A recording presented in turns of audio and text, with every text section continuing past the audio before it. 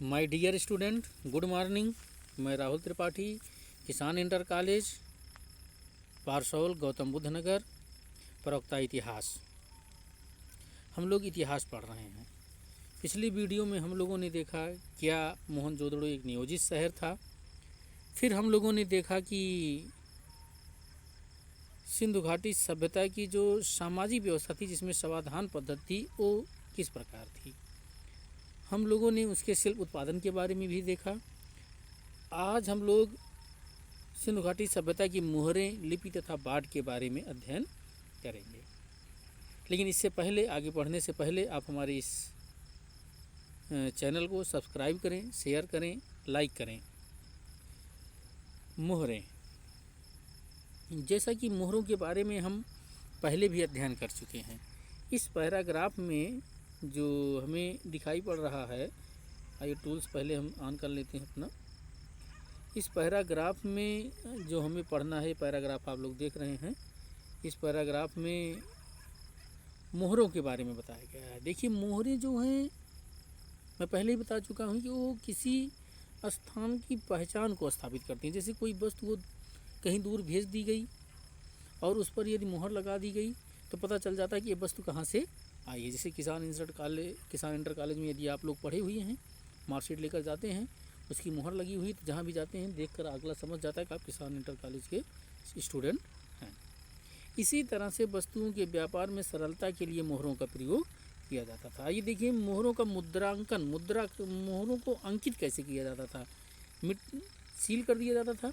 Seal करने के बाद ये देखिए अंकित की गई हैं मोहरें। ये आप देखेंगे मोहरें अंकित की गई हैं। इस पर मिट्टी का गीला लेप होता था, उसी पर जो चित्र बने होते थे उसको अंकित कर दिया जाता था।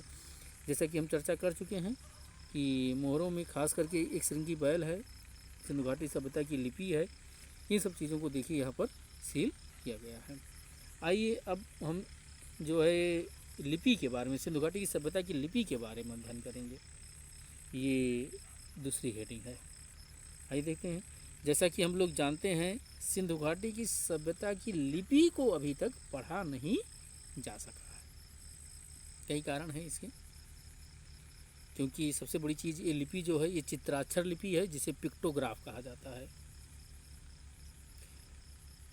अभी तक जो है, जैसा कि एनसीईआरटी में आपको दिखाया भी गया है, अभी तक सिंधु घाटी सभ्यता की जो लिपि हैं, जो अक्षर हैं, उनकी संख्या जो है, चिन्हों की संख्या 375 से 400 के आसपास है। हालांकि कुछ बढ़ भी गई है,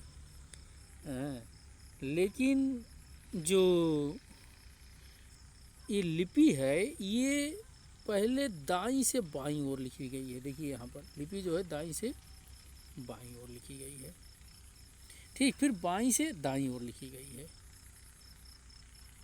इस लिपि का अध्ययन जो है पिक्टोग्राफ के नाम से जाना जाता है, चित्राक्षर लिपि के नाम से जाना जाता है इसे। ये लिपियाँ लिखी किस पर गई हैं, एक प्रश्न भी बनता है, पूछा जाता है। ये लिपियाँ जो लिखी गई हैं, ये मोहरों पर लिखी गई हैं, तांबे के औजार पर लिखी गई, मर्तबान पर की आंवट पर लिखी गई हैं, तांबे तथा मिट्टी की लघु पट्टिकाएँ पर लिखी गई हैं। आइए हम लिपि का एक चित्र दिखाते हैं आपको। एक साइन बोर्ड भी प्राप्त हुआ है, देख रहे हैं। ये सिंधु घाटी की सभ्यता का ज़्यादा आगे चला गया साइन। हाँ, ये देखिए, ये धौलावीरा से प्राप्त हुआ है। साइन बोर्ड कहाँ से प्राप्त हुआ है? धौलावीरा। साइन बोर्ड मतलब सूचना पट, जिस पर कुछ लिपियों को अंकित किया गया। सबसे बड़ा सूचना पट है, अक्षर है, जो लिपि वहाँ पर प्रयोग में लाई जा रही थी। अब इससे लिपि के आधार पर हम देख कर बता सकते हैं क्या वहाँ पर साक्षरता विद्यमान थी कि नहीं थी। आप लोग इस पर विचार कीजिएगा, कमेंट करिएगा, हम बताएंगे, इस पर डिस्कशन करेंगे। फिर हम लोग बाढ़ के बारे में अध्ययन करेंगे। किसके बारे में? बाढ़। सिंधु घाट, देखिए, किसी भी काल का सुव्यवस्थित रूप से चलना इस पर निर्भर करता है कि उसकी जो माप तोल की प्रणाली हो कितना शुद्ध है। सिंधु घाटी की सभ्यता चूँकि एक विकसित सभ्यता थी, नगरीय सभ्यता थी, व्यापार और वाणिज्य को बहुत महत्व दिया जाता था, तो निश्चित रूप से यहाँ पर जो बाढ़ थे वो बहुत शुद्ध थे। इसी निचले स्तर पर अगर हम देखेंगे, इसका जो मानदंड निर्धारित किया गया था, ये बाइनरी डिजिट स्थापित किया गया, जैसे द्विआधारी कहते हैं। देखिए, द्विआधारी मतलब क्या है? जैसे 2 है, उदाहरण भी दिया गया है, 2 है, 2 दूनी 4 फिर रहेगा, 4 दूनी फिर 8 होगा, 4 दूनी 8 होगा, इस तरह से चलेगा। ठीक है, इसको हम इरेजर भी कर देते हैं यहाँ पर, इस तरह से चलेगा ये, ठीक है। और निचले स्तर का मानदंड द्विधारी बाइनरी डिजिट था। उपज स्तर पर जो है हम देखेंगे, आपको दिखाएंगे यहाँ पर, ये आपको दिखाई पड़ेगा दशमलव पद्धति पर आधारित था। किस पर आधारित था? दशमलव पद्धति पर। धातु से बने तराजू के पलड़े भी प्राप्त हुए हैं। आप देखेंगे यहाँ पर बताया गया धातु से बने, इसलिए इस तरह से हम देखते हैं कि यहाँ की बाट प्रणाली जो है बड़ी ही सुव्यवस्थित थी, विकसित थी। और अब अगली हेडिंग जो हम लोग देखेंगे वो है प्राचीन सत्ता।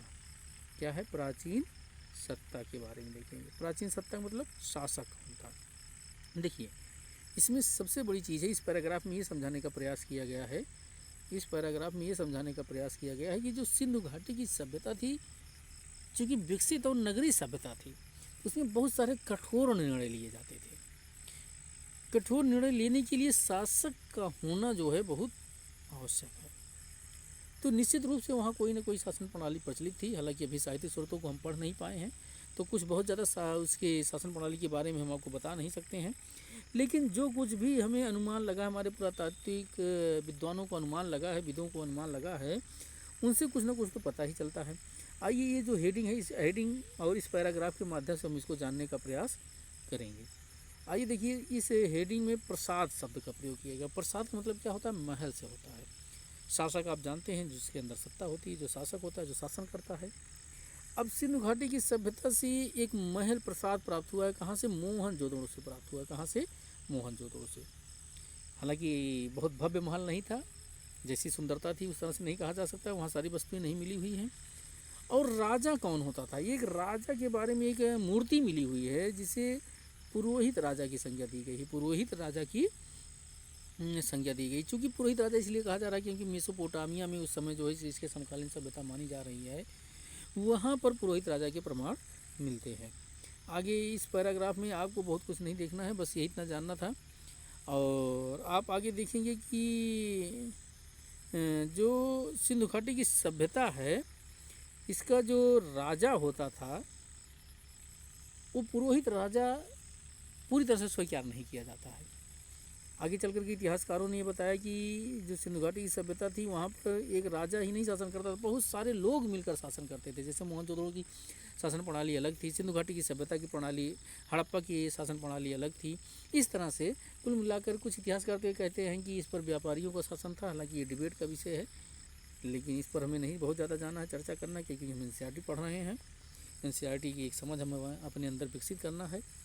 आइए अब आगे हम लोग देखेंगे इस सभ्यता का अंत कैसे हुआ। जैसा कि हम लोग जानते हैं, सिंधु घाटी की सभ्यता एक नगरीय सभ्यता थी, चरमोत्कर्ष पर पहुंच चुकी थी। इस सभ्यता का अंत भी जो है एक आज रहस्य का विषय बना हुआ है। इस सभ्यता का उदय जितना रहस्य का विषय है, उतना ही सभ्यता का अंत भी रहस्य का विषय है।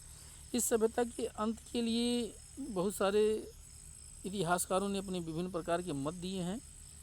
जैसा कि हम देखेंगे, ये मत है कि सिंधु घाटी की सभ्यता का पतन जलवायु परिवर्तन के कारण हुआ, वनों की कटाई के कारण हुआ, बाढ़ के कारण हुआ, नदियों के सूख जाने के कारण हुआ, मार्ग बदल लेने के कारण हुआ, भूमि का अत्यधिक उपयोग, ऊसर बन जाने के कारण, बहुत सारी चीज़ों को बताया गया है। इससे जो प्रश्न बनता है कि यहाँ पर ये पूछा जाता है कि भाई जो ये कहा गया स्टेटमेंट किसने कहा है, इसी को थोड़ा बहुत हम लोगों को देख लेना। जैसे बाढ़ सिंधु घाटी सभ्यता का पतन बाढ़ से हुआ, इसको मार्शल ने कहा है। आर्यों का आक्रमण व्हीलर महोदय ने बताया है। जलवायु परिवर्तन RN स्टाइल ने बताया है। भूतात्विक परिवर्तन MR साहनी ने किया है। अब निष्कर्ष हम क्या बताएंगे, सिंधु घाटी की सभ्यता का पतन कैसे हुआ। देखिए मेरे प्यारे छात्रों, सिंधु घाटी की सभ्यता का जो पतन हुआ है वो इन सभी कारणों से मिलकर हुआ होगा। इसमें से कोई एक कारण सिंधु घाटी की सभ्यता के पतन के लिए उत्तरदायी नहीं था।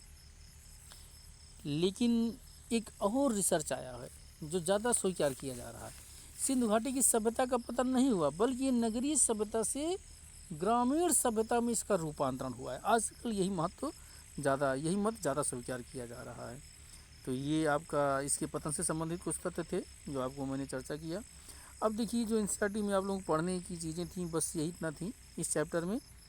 हालांकि हड़प्पा सभ्यता की खोज, इसके बारे में कुछ भी चर्चा की गई है, खोज पर हम ज़्यादा चर्चा नहीं करेंगे, बस इतना बताएंगे कि हड़प्पा सभ्यता की इस पैराग्राफ में इतना आपको समझाने का प्रयास किया गया है कि हड़प्पा सभ्यता की खोज कैसे हुई।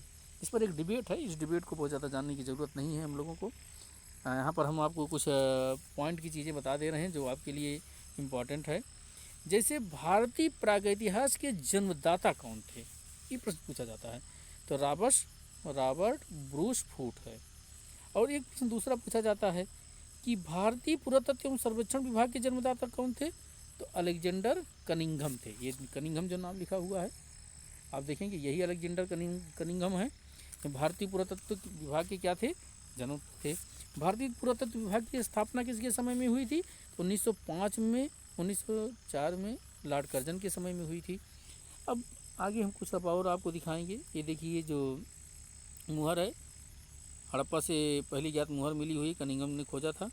उस पर देखिए चित्र है, अंकित है, और एक सिरंगी बैल का चित्र भी है, लिपि है, दोनों अंकित है। आगे ये देखिए प्राचीन सभ्यता, ये सब डिबेट है, बहुत ज़्यादा आप लोगों को नहीं देखना है। ये भी व्हीलर महोदय का मत है, इसमें बहुत ज़्यादा नहीं जाना है हम लोगों को। अतीत को जोड़कर समझना, ये समझ के लिए दिया गया है। ये देखिए एक मातृ देवी की मूर्ति थी, देख रहे हैं मातृ देवी की मूर्ति, ये भी जो है सिंधु घाटी की सभ्यता से प्राप्त हुई है। और ये आप देखेंगे एक शिव की मुहर है, किसकी है, शिव की बनी हुई मुहर है। इसको भी आप लोग देख लेंगे, आदि शिव की मुहर है। प्रश्न भी पूछा जाता है कि हमारे कौन से प्राचीनतम देवता हैं हिंदू धर्म में, जो सबसे प्राचीन है, तो शिव हैं। यहाँ से आप देखते हैं इनका प्रमाण हमें सिंधु घाटी की सभ्यता से भी मिलता है। ये मोहरें हैं, इन पर लिंगों का जो है अंकन किया गया है।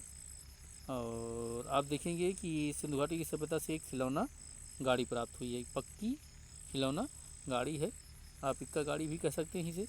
देख रहे हैं, इसको देख लीजिए, पूछा जाता है, आप देखे रहेंगे तो आपको आसानी से चीज़ें याद हो जाएंगी। फिर ये हाँ देखिए, ये भारतीय पुरातत्व के कालखंड हैं, इसको हम लोग देख लेंगे। जैसा कि मैंने प्रागैतिहासिक काल बताया था, निम्न पुरा पाषाण काल, मध्य पुरा पाषाण काल, उच्च पुरा पाषाण काल, मध्य पाषाण काल, नव पाषाण काल डेट है। अभी इस पर हम एक वीडियो अलग से बनाएंगे आपको इस चैप्टर को लेकर के, और ये चैप्टर आपका समाप्त हुआ। हाँ एक चीज़ और देखिए, यहाँ पर बहुत अच्छा, बहुत बढ़िया चीज़ दिखाया गया, मैं पहले दिखा देता हूँ। इस सिंधु घाटी की सभ्यता की शवाधान पद्धति है, देख लीजिए आप, शवों को दफनाया गया है, ये हड्डियाँ कुछ मिली हुई हैं, खुदाई से प्राप्त हुई हैं। ये हड़प्पाई शवाधान है, यहाँ पे दिया हुआ, लिखा हुआ है, आप देख लेंगे, इसको बढ़िया से देखेंगे। उनके साथ कुछ वस्तुओं को भी रखा गया है, उनकी उपयोगिता की वस्तुओं को, कुछ बहुमूल्य वस्तुओं को रखा गया है, इसे भी आप देख लेंगे। अब देखिए प्रश्न है, पहले 100 से 150 शब्दों में, ये आप पीसीएस में पूछा जाता है, हाई स्कूल इंटर की परीक्षा में भी पूछा जाता, इंटर की परीक्षा में भी पूछा जाता है, यहीं से प्रश्न पूछे जाएंगे। प्रश्न पर आप लोग विचार करिएगा, अपना कमेंट दीजिएगा, हमको बताइएगा। अगर आप लोगों की समझ में नहीं आएगा, आप लिखने के लिए सक्षम नहीं होंगे, तो हम ज़रूर इस पर चर्चा करेंगे आपसे, हर प्रश्न का उत्तर पर हम चर्चा करेंगे। हालांकि मुझे लग रहा है कि ऐसी उम्मीद है कि आप लोगों को कोई दिक्कत नहीं होगी। जैसे पहले प्रश्न पर हम चर्चा कर लेते हैं, हड़प्पा सभ्यता के शहरों में लोगों को उपलब्ध भोजन सामग्री की सूची बनाइए। एकदम आसान सा है, पहले ही हमने इस पर चर्चा की है। अनाज में बहुत सारे अनाजों के बारे में, जीवन निर्वाह के तरीके में आप जाएंगे, वहाँ पर देखेंगे, उस वीडियो को आप देखिए, पूरा अच्छी तरह से मैंने अंडरलाइन कर दिया है, आप लोगों को बता दिया है, तो हमको नहीं लगता कि आपको दिक्कत होगी। पुरातत्वविद हड़प्पाई समाज में दूसरा प्रश्न है, सामाजिक आर्थिक भिन्नताओं का, बिल्कुल मैंने चर्चा किया है, वीडियो है, वीडियो में आप देखिए, आपको निश्चित इसका उत्तर लिख लेंगे, कोई दिक्कत नहीं होगी। तो कोई दिक्कत होती है आप हमें कमेंट करिए, हम आपको ज़रूर उसका उत्तर देंगे, पूरी कोशिश की जाएगी आप लोगों के साथ, कोई भी समस्या नहीं आने पाएगी। हाँ देखिए, एक 500 का एक शब्द का मोहनजोदड़ो की कुछ विशिष्टताओं का वर्णन कीजिए। मैंने एकदम स्पष्ट वीडियो में आपको बताया, मोहनजोदड़ो एक नियोजित शहर था, इस पर चर्चा किया है, कोई दिक्कत नहीं होनी चाहिए। तो ये कुछ रहा, वीडियो बड़ा हो जाता है, इसलिए वीडियो बहुत बड़ा नहीं होने देना चाह रहे हैं। आप लोग मेरे इस चैनल को ज़रूर सब्सक्राइब करें, लाइक करें, शेयर करें, क्योंकि आप ही लोगों पर चैनल डिपेंड करता है। जितना आप करेंगे उतना मेरा मन उत्साह बढ़ेगा, मैं आप लोगों को वीडियो देता रहूँगा। ओके, धन्यवाद, कल फिर मिलते हैं।